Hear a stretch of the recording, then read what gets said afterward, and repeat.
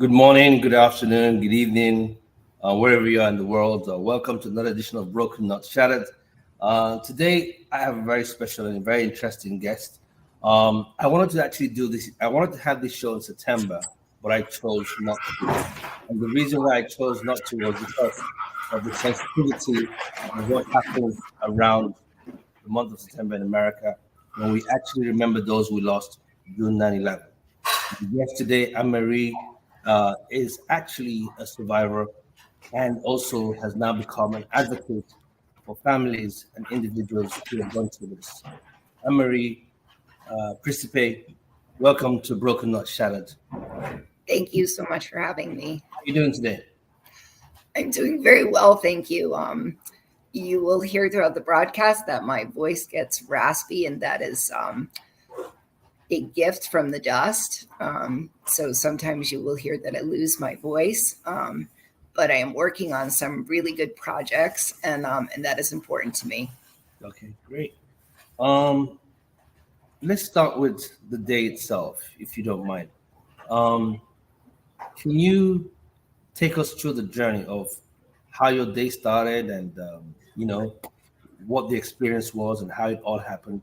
I know everything it's going to be a long drawn out day for you, but just in summary, just share with our audience across the globe who are listening right now on what it was like. It was a perfectly beautiful day here in New York, which we don't get very many of, with a clear blue sky. And I like to get to work early. I had a model and talent agency downtown, and it was fashion week, so it was a very crazy, busy week. So I like to go in early to have some peace and quiet before all of the chaos started. Um, I was in the street when we heard a noise, looked up, and it looked to be that something had hit the towers, but we couldn't really tell what it was. And of course, nobody thinks an airliner just went into the building. And we all assumed that maybe it was a small airplane. That was the only thing we could think of, because it was just beyond conception of what had actually happened. And we stayed in the street because we were curious, and it was our neighborhood. Tribeca, where my office was located, was very much a neighborhood. No tall buildings, with the exception of the towers. And we knew everybody. And so we stayed in the street. And then we saw the second airplane coming. To this day, if I see an airplane flying low, it's disturbing to me. And we couldn't figure out why he was flying so low, what he was doing. So even though we knew that the one tower had been hit, it didn't occur to us that this is what had happened. And then we saw the second plane go in. And it became apparent at that moment that this was intentional. It was horrifying. Broken glass and things falling. The windows did not open, so people were beginning to throw things through the windows so they could breathe. And I remember the birds being on fire, which was horrific to see the birds flying away on fire. And eventually, we thought it was still furniture, and then we realized it was people making a horrible choice. Within probably 20 minutes, there were more and more people gathering in the streets, and I don't think we really knew what to do. I assume that shock kept us there. And then at some point, it looked like the buildings were just melting. They were just kind of shimmering and swaying. And then all of a sudden, under our feet, it was like a freight train that the ground just shook terribly. And you could hear them just crumbling in, just and at that point we ran. And it was like being in a nightmare where you feel like your feet, your body can't move. Yeah. Right. And where to move to, because we didn't know if there were other planes coming in. And when the towers came down, all of the satellite microwave units for cell towers were on that tower. So we lost communication at that point. So we had no communication with the outside world, nothing. So all we knew was that someone had attacked us. We didn't know who. We didn't know what was in those planes. We had no idea if there were chemical weapons in those planes. So now this stuff is raining down on us. I got to the water and eventually to the ferry. I took a ferry out of New York City because I lived in New Jersey, and they kept us at the ferry terminal for hours because the roads were closed. And it was at that point that we learned that the Pentagon had been hit. There were other airplanes in the air, but nobody really could communicate because the phone lines were down or they were so busy that it was just speculation at that point. I finally got to my family probably somewhere around 6-7 o'clock at night from the morning, and immediately went to the ER because I couldn't breathe. I couldn't catch my breath. I was coughing up dust and ash. And I was so traumatized, I shook. I think they injected me once or twice with a tranquilizer, which just didn't do anything because I was in such a state of panic. And the next day I went back in. I got up and I went back in. It was my company. I had to get through barricades. The military, at that point, the military had literally come in and taken over Ground Zero. So there were military vehicles in the street. There were people in hazmat suits. I had to go up the stairs in my building in total darkness because there was no electricity. I was escorted by military. So I had like 10 men in full gear with guns walk me up the steps of my building to get into my office. I had probably close to 100 young women who worked for me, and cell phones were very rudimentary at that time, and of course not working at Ground Zero. And I needed to be able to call those girls' parents and let them know they were safe in New York City because they come from all across America, somewhere from Europe or China, and their parents couldn't reach them.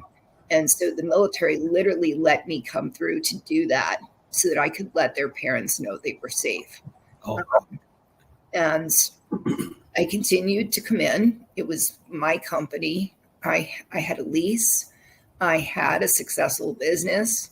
I don't think any of us realized what was coming or what this would entail. City agencies had no precedence for this. They didn't know what to do.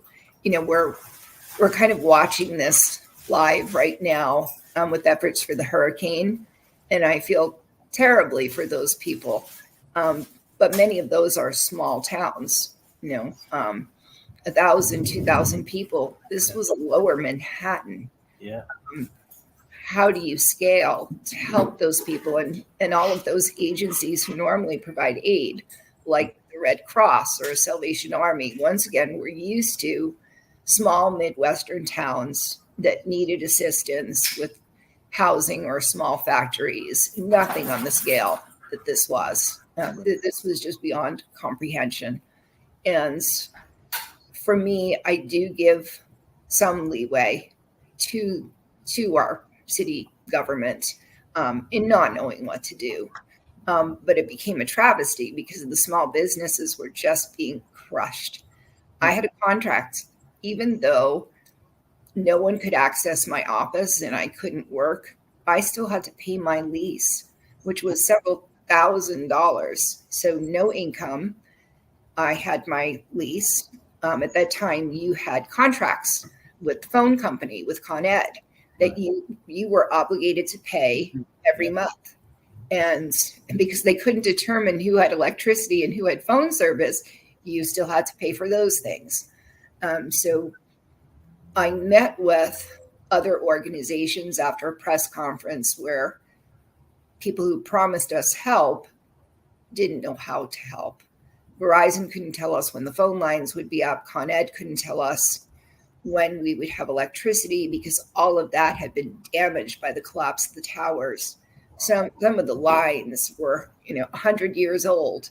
And they were also concerned about the safety of the buildings because of the trauma.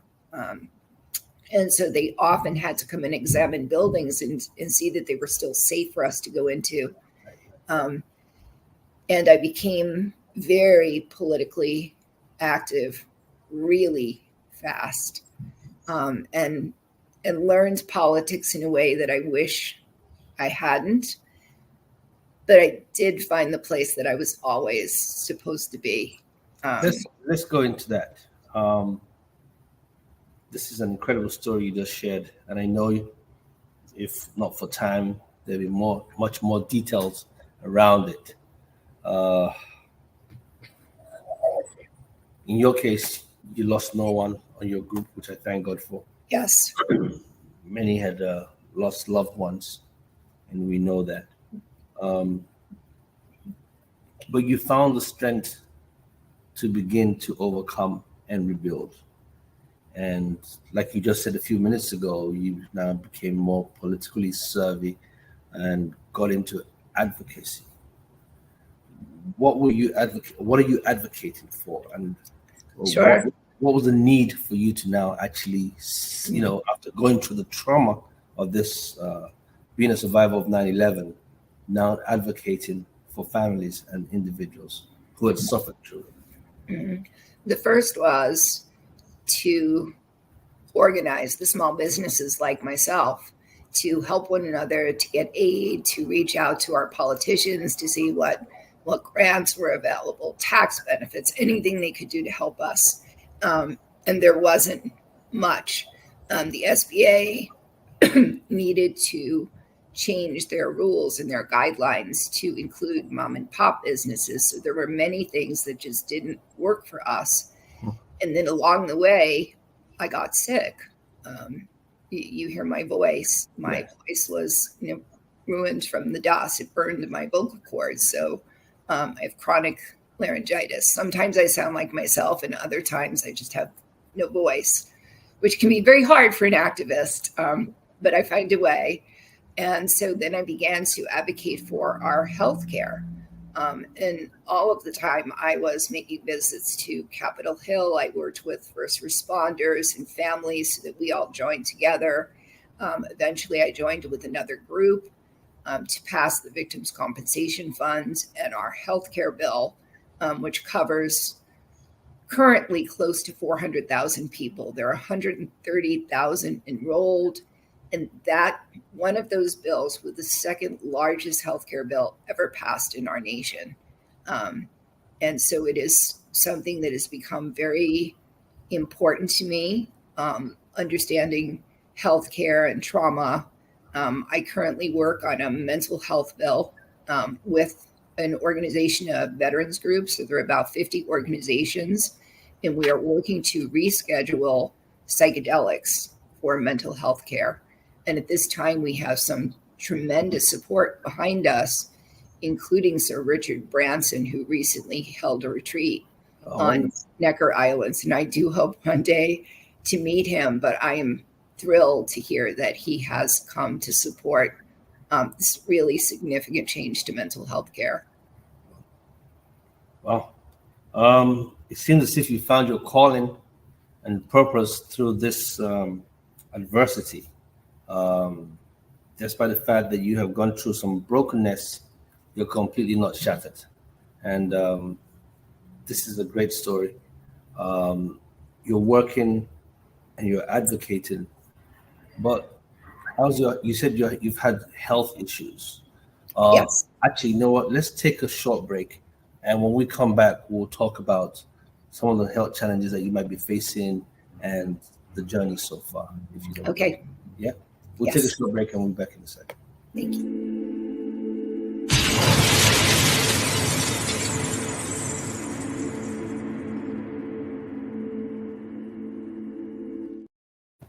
Okay, welcome back to Broken Not Shattered. My guest today, Anne-Marie, is a survivor of the 9/11 terrorist attack that hit New York and she has found strength through that journey, through that traumatic experience, and now has become an advocate for families and organizations like hers.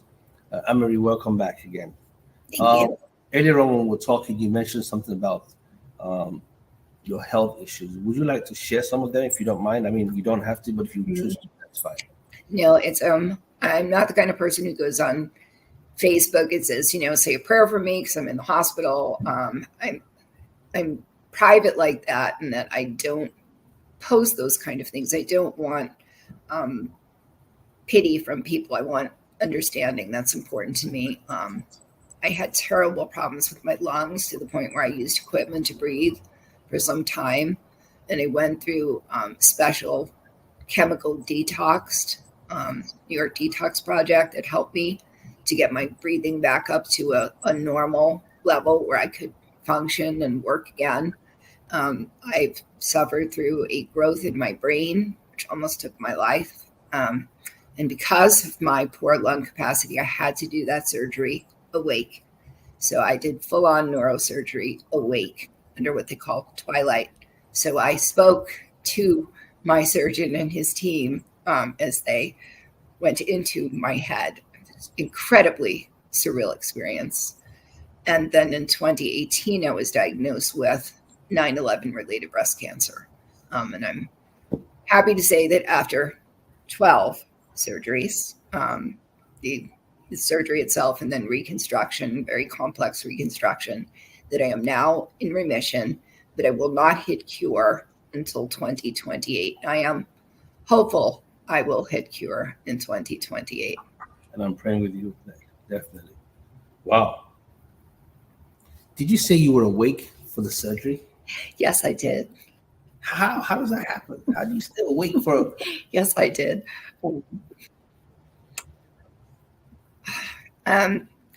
Neurosurgery is very complex, but the most complex part of it is the anesthesia, because it's hours long, and for someone like me who has terrible lung capacity, a breathing machine could literally keep breathing for me, although I might have stopped breathing.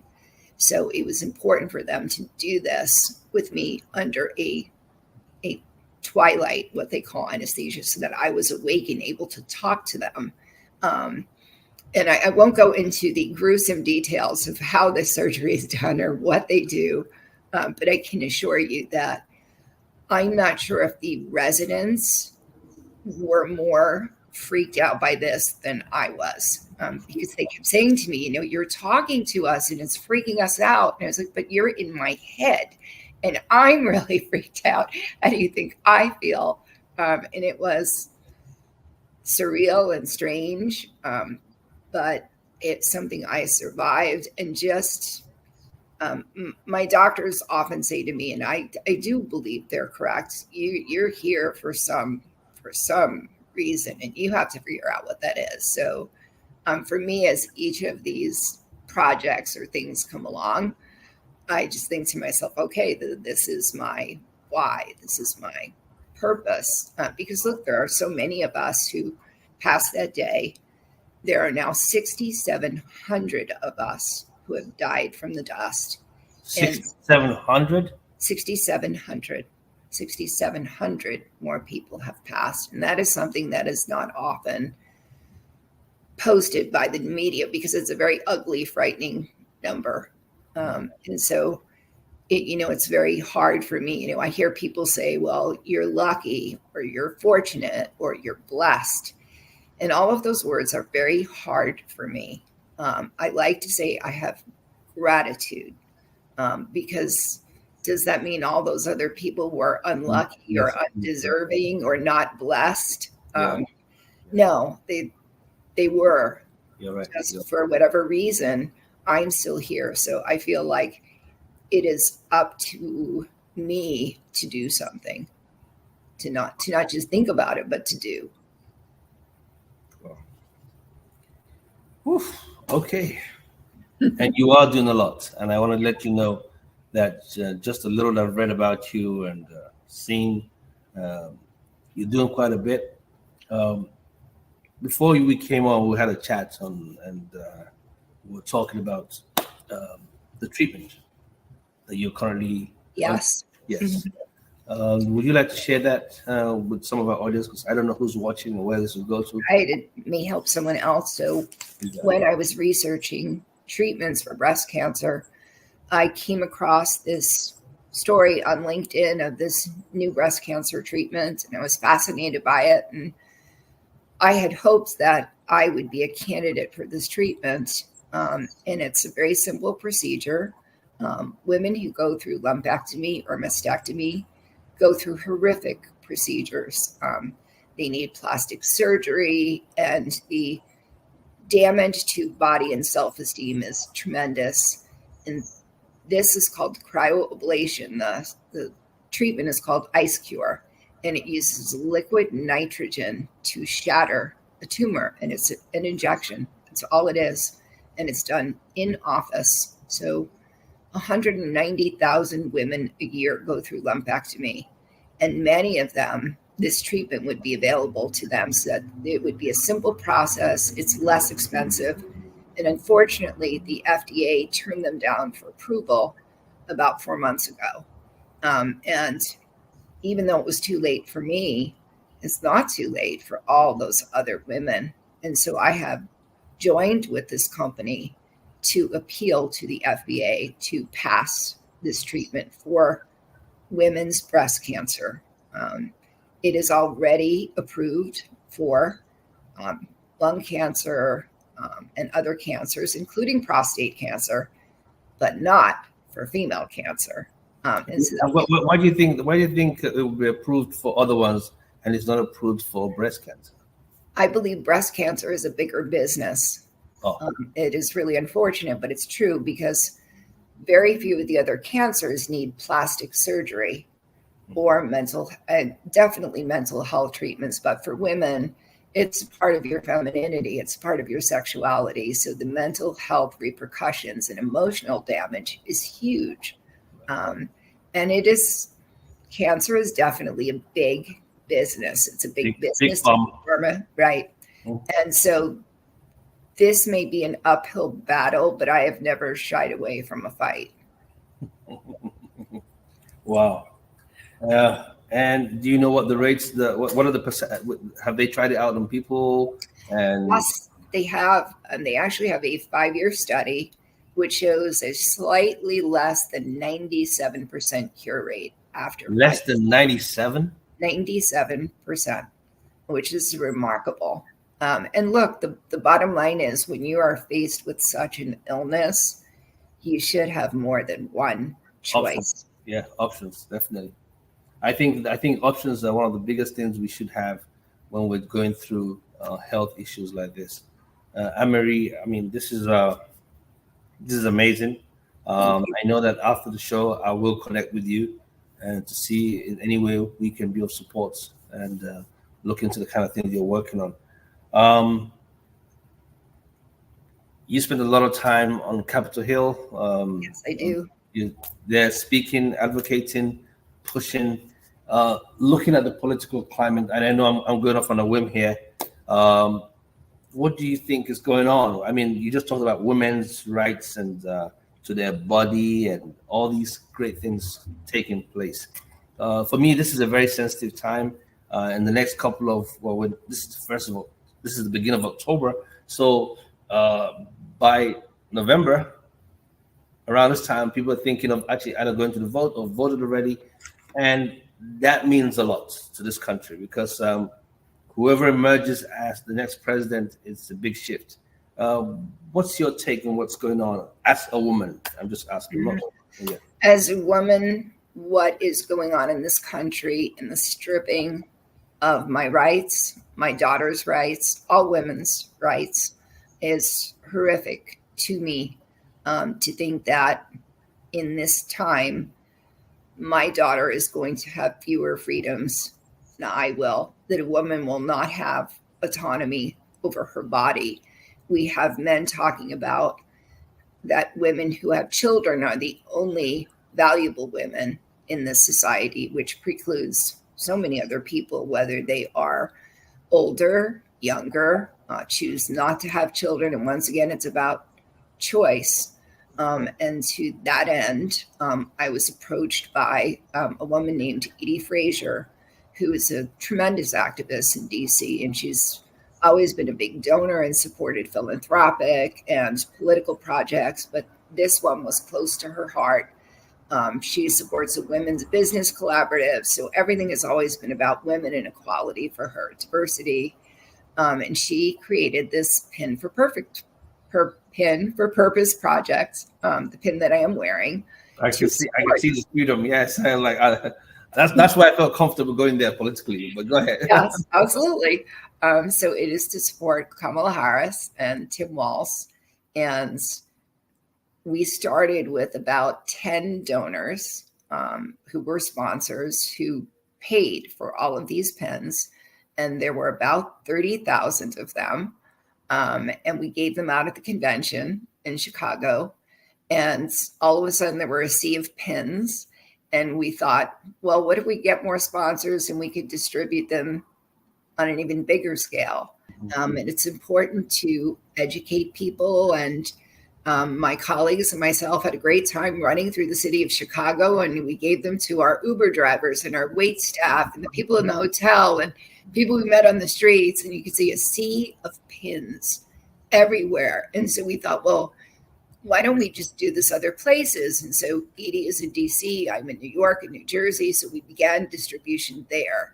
And from there, it just morphed into this nationwide project. So we started out with 10 sponsors and 30,000 pins. We now have, I believe, 70 sponsors and have given out 100,000 pins. Wow. And we give these to organizations. We do not charge them for them. We ship them to them. And today we signed up an organization called Swing Left that has 10,000 organizers, grassroots, young people on the ground. We also have another organization, Voters of Tomorrow, once again, the 18 to 30 group, who will go out to college campuses and to the youth of our nation and to educate them about how important it is to vote. And we found that the pins are an incredible tool because people get mailers from politicians and you look at them and you might read it, but more often than not, you just toss it. But with the pins, people tend to put them on, to wear them, and it's a conversation starter. So this little project that began as something that we thought would be fun and inspirational has become a grassroots tool that we are using across the nation, especially in the battleground states. And, if anyone would like to be involved, there is a website, www.pinforpurpose.com. And you can find out about the project there. You can see all the organizations. And if you have an organization, if you want the pins, you can contact us. You can contact me. I will leave my website up. Definitely. And we are happy to give these away. That is the purpose of this, is to give these, to show how important this is to us. This is about all of our freedoms. This is an election that will have consequences for years to come. And we can see our global leaders are worried about this election. We have our neighbor to the north in Canada, Justin Trudeau, who has expressed that if this were to have a different result on election day, that they need to be prepared in case there is a civil problem, a civil unrest problem here in the U.S. And that is how seriously this election is being taken by people across the world. It is a very, very serious time. And it's going to be a very serious election. I don't only talk about my political affiliation. I've always positioned myself as an independent, but this time I am standing strong and I'm standing bold, just looking at what is out there, out of the two candidates. And I'm looking at least, if nothing else, as a corporate executive, I know that leadership stands by building people up and absolutely not tearing people down. So if the next president is going to be someone who's going to build people up, then I'm supporting them. And if you're tearing people down, then I'm not going to definitely support you. So with regards to the pins for a purpose, I'm saying it publicly because everyone's going to see this and say, yeah, oh, Ike is taking a stand publicly eventually. Yes, I am. Please ship me some pins for the purpose, and I will make sure it gets into the hands. I'm part of a group called Africans in Diaspora for Kamala Harris. We have a strong following, and we're making sure that people get to know exactly what's going on in the political climate, because this is one for the books. This is either which way it turns out, but this one is one for the books, and I'm taking my own political stand. So you and I, we got some work to do. Yes, we do. Absolutely. So I'll talk to you after this, and then you get me I'll send you my address, and please ship me some pins, and we'll get it all up and running. I think it's time for us to really see this country get back to what America used to be. This is a country of all people for all people, and that's what makes America great again. Yes, it's making America great again with somebody else in charge. Exactly. Exactly. Yes, exactly. With the right president in charge, that's correct. Yes, with the right president in charge. Yes. The right leader is significant to how a country fares economically, health-wise, peace. And certainly if anyone has any questions about my advocacy or my work, they can go to my website, which is www.aha-us.org.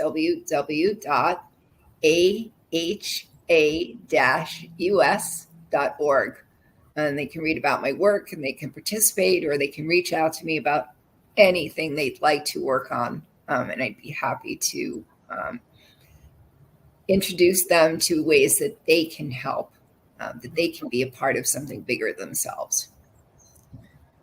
Anne-Marie, thank you for your time. It's been a joy listening to you. I know we just ran out of time so quickly, but I want to try and have you back, if nothing else, strictly before the election. And so we can have some more chats about what's going on. Just take a moment. I always do this to all my guests. Look in the camera, speak to someone who's out there. There's someone out there who might be going through what you're going through, or who doesn't have an understanding of what's going on. Whatever is in your heart, Anne-Marie, this is your time. Look at the camera and speak to anyone. Thank you. Sure. At first, I would like to tell you that hope is the greatest thing that you can have. Hope is really important. And I think the title Broken, Not Shattered says it all. I find often the people who are broken are the people who have the most sensitivity.